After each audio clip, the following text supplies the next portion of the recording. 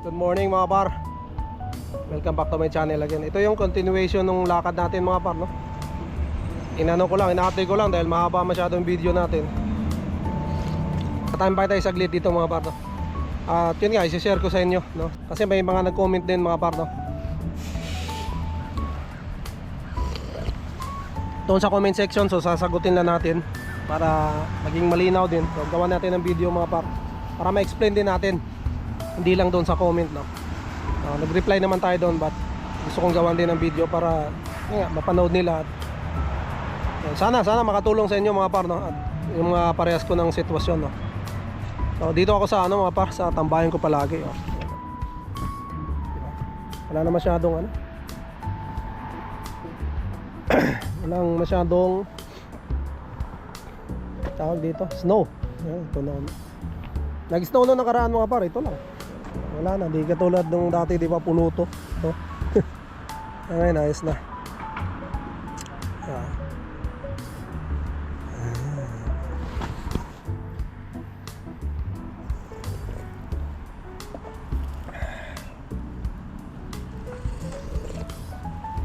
So yun mga par, pag-usapan natin yung nung yung binigay sa atin na tourist visa, no? At saka yung study permit minor ni Inday, no? Yung study permit extension niya, no? Ayun, di ba, bibigyan ko lang kayo ng mga par, no? Yung previous na namin, no, na status namin, di ba, mag-expire kami, tapos sabay-sabay kami nag-extend ng study permit extension kasama yung akin mga par. Yun nga, ang lumusot mga pare si Mrs. lang, no? Siya lang yung nabigyan ng approval. Siya lang yung na-approve, no, last year. At nabigyan siya ng study permit extension si Mrs. mga par ng hanggang July ng 2026.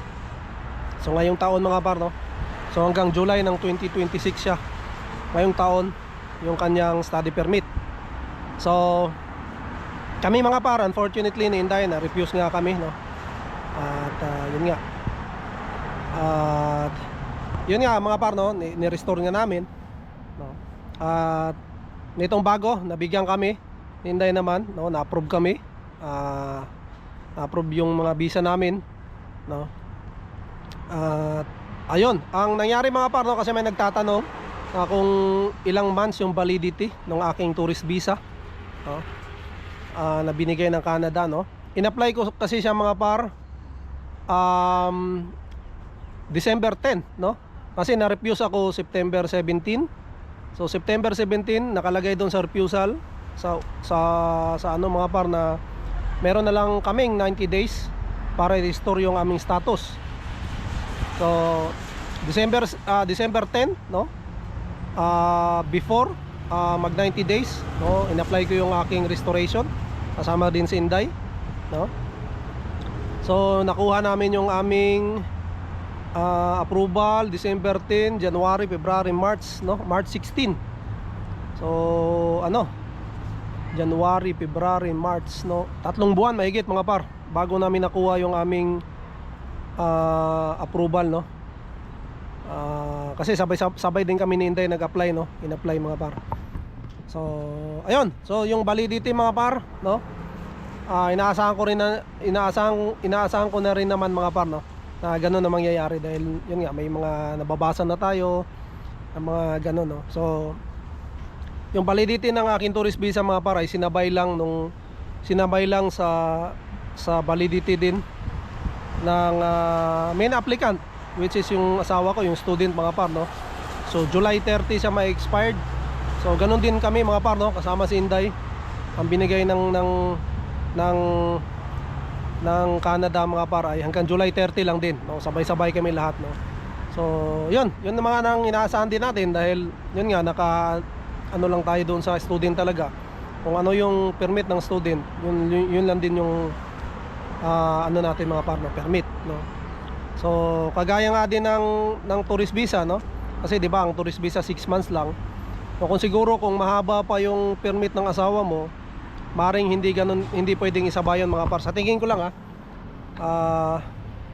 kasi ang nga ng tourist visa ay 6 months lang, no? So dahil hanggang July na lang din si Mrs., no? So sinabay kami doon mga par, no? Meron na lang kaming 4 months kasama, sabay-sabay kami lahat, no? Si Inday din, ganun din ang binigay kay Inday. Tapos si Inday pala mga par, si Inday pala ay binigyan siya ng ETA, no? Yung Electronic Travel Authorization, no? Binigyan si Inday noon. Sinabay, automatic na sinabay doon sa study permit extension niya. So ganun pala yun, no? Bibigyan ka na automatic, no? Ang expiration naman ng ETA ni Inday hanggang ano na, hanggang September 2027 mga par. So ayun, which is napakaganda rin dahil hindi mo na kailangang i-apply, no? Kung sakali. So mayroon na agad. So, automatic nang binibigay ni Canada yon. Siyempre ako, hindi ako nabigyan mga par dahil tourist nga ako, di ba? Permit yung in-apply ko mga par, baka binigyan din tayo ng ETA, no? Baka lang, no? Na-assume ko lang na baka binigyan din tayo, no? Dahil yung pamangkin ko pala, na may share ko lang din, yung pamangkin kong isa na nag-apply ng PGWP, ay ano siya, binigyan siya agad ng kasama nung ma-approve sila ng PGWP, binigyan siya ng ETA mga par. Yung student lang, siya lang. Pero yung dependents siya, hindi nabigyan mga par, no? Pero yung ETA kasi madali lang naman i-apply, no? Yan nga, mura, tsaka napakabilis. Nakalagay nga doon sa Canada.ca na ano, 5 minutes lang mga par, no? I-apply mo siya. So ang requirements nga lang na dapat mayroon kang dating permit dito or dating visa dito sa Canada mga par, no? Para maka-apply ka yung ETA na yon. Or mayroon kang US visa dati, no? So mabalik tayo doon sa ano natin mga par, no? So meron na lang, binigyan nga kami ni Canada ng 4 months na hanggang July 30 kasabay ni Mrs., no? So may expired din kami July 30 ngayong taon mga par. So sabi ko nga sa inyo, hindi pa tapos, no? Mahaba-habang ano pa to, labanan pa to, no? So kailangan namin planuhin yung susunod na steps namin mga par, no? So ako malamang, no? Matik na yun mga par, i-apply ko uli yung aking tourist visa, no? Inday ganun din. So malamang i-apply din niya yung kanyang study permit extension, no? Kasi mag-expire nga. So dapat before mag-expire mga par, i-apply nyo na, no? Kung anong mga dapat yung i-apply para makapag-stay ka rito. Ito ay ano na mga para, case to case basis naman to. Ito ay sarili naming karanasan sa sitwasyon namin to mga par, no? Gusto ko lang i-share sa inyo para makuhanan nyo rin ng mga ideas, no? Kung anong mga ginawa namin mga par, no? Doon sa mga nagsasabi na yun nga, hindi ka naman pwede magtrabaho as tourist, ano bang gagawin mo dyan, no? So wala, yun, ganun naman talaga mga par, no? Ang ano lang naman, ang kailangan ko lang naman mga par ay meron akong status na para legal ako mag-stay rito. Yun lang yung kailangan ko, no? Dahil alam ko naman, no, alam naman siguro ng lahat to na yung tourist visa hindi naman talaga pwede magtrabaho. Bawal naman talaga yan. So ang kailangan ko lang talaga itong tourist visa para makapag-stay ako, no? At masamahan ko si Mrs. at saka si Inday, malalayan ko sila habang nag-aaral pa si Mrs., no? Yun ang ano ko, no, parang yun lang yung pinaka-goal ko, no? Para lang makapag-stay dahil wala na nga ako, hindi na nga ako pwede sa ibang mga visa, no? Dahil yun nga, may nagsabi na pwede ka naman pumunta sana noon sa ibang province para maghanap ng LMIA, no? Pwede rin ako doon, pero sa sitwasyon kasi namin mga par, hindi ko naman pwedeng iwanan sila rito, si Mrs. at si Inday, no? So, di ba? So yung sitwasyon na yun ay hindi po pwede sa amin mga par, no? Kung pwede lang, no? Dahil yun nga, sanay naman ako na maalis, no? Dahil doon nga sa previous trabaho natin, sa mga nakarang trabaho natin, lagi naman tayong wala, no? Solo naman tayo palagi, umaalis naman tayo palagi, no? So yun nga, sa sitwasyon namin ngayon, hindi kami po pwede, hindi ako po pwede sa ganon, no? Dahil hindi nga po pwedeng iwanan yung mag-ina ko rito. So ang isang ano ko, ito nga, tourist visa mga par, no? Para makapag-stay lang, no? Para makapag-stay at hintayin si Mrs. na makatapos ng school niya at mag-apply ng PGWP mga par, no? At doon ako pwedeng sumama na at makakuha ko ng permit kung mabibigyan din kami ng approval doon mga par, no? So marami pang dapat gawin mga par, no? So yun yung pag-asa ko, yung sa PGWP na lang, no? Kung hindi man ako umabot mga par, no, na medyo mabibitin ako dahil yung tourist visa nga 4 months lang, no, ko lang yung aking visa rito as tourist pa rin mga par, no. So ganun lang, extend. Kung hindi ako mabibigyan mga par, so kailangan kong umuwi o lumawas ng Canada muna. Ganun lang talaga, no, dahil hindi ka na pwede magstay, no, dahil wala na nga. So maaaring doon ko hintayin sa Pilipinas yung PGWP mga par. So yun lang mga par, no. Yun lang. Yun, sa mga napanghihinaan ng loob, laban ng mga par, kasi yun nga, sabi, gaya nga ng lagi natin sinasabi, nandito na tayo, gumastos na tayo,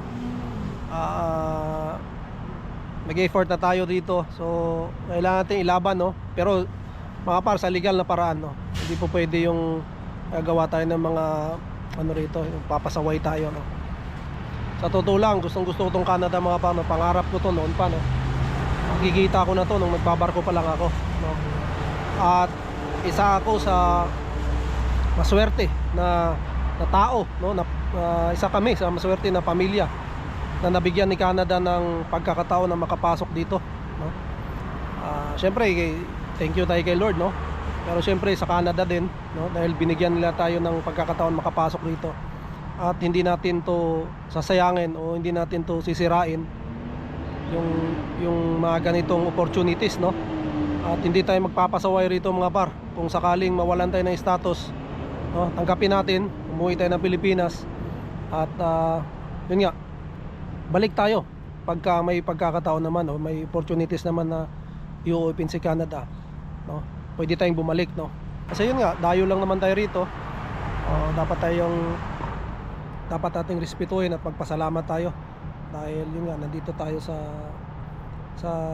Canada mga par, no.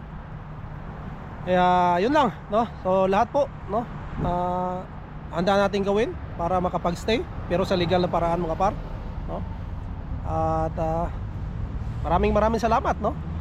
Kung sakaling pala rin tayo rito, so nagpapasalamat tayo, no. At diba, para sa ating anak, no, para yun nga, dito siya makapag-aral, dito siya bumuo ng kanyang soon pamilya rin, no. So napakalaking bagay. At yun nga, sabi ko nga sa inyo, tayo ay patandaan na rin naman, no. Kaya gawin natin ng lahat para sa ating anak, no. Para naman to sa kanya lahat. At syempre nagpapasalamat din ako sa ano mga par, no, sa aking sister-in-law, no, at sa buong McCarthy family, sa aking sister-in-law at sa buong McCarthy family, maraming salamat. Yun nga, sabi ko nga sa inyo mga par, kung hindi dahil sa kanila dyan sa sponsor namin, wala na kami dito mga par. Matagal na kaming wala rito, umuwi na kami. So lahat po yun sa kanila namin pinagpapasalamat, no.